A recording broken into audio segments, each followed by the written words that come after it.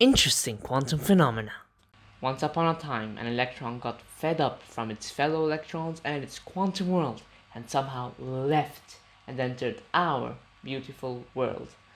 And it wound up in a beach, and luckily for it, it was completely abandoned and there was no one there to observe it. And my question to you is, given the fact that it still acts as an electron, what we'll do next? Pause the video and think about it. Okay, I'm going to tell you the answer right now. Well, the truth is that if an electron entered the beach unobserved, then it did not really enter it.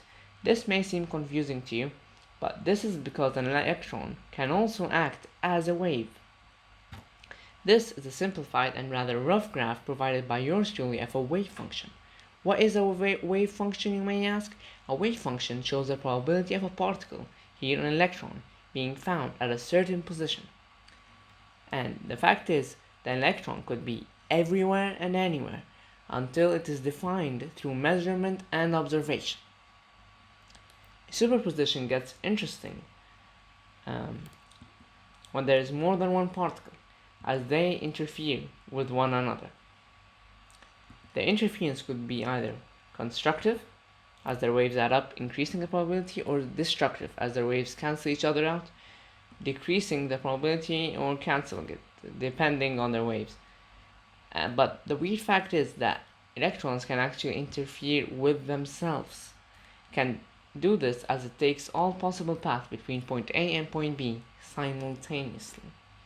I know, quantum is just weird. And another phenomenon is quantum entanglement, which is a result of two particles interacting physically.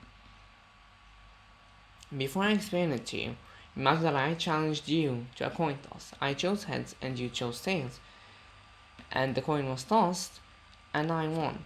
Other than the fact that I won, we also know that tails is on the other side.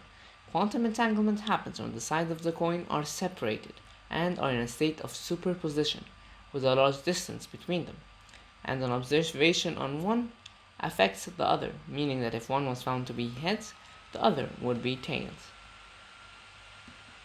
So if the sides are electrons and we found that the spin of one is up, then we instantly know that the other electron spin is down.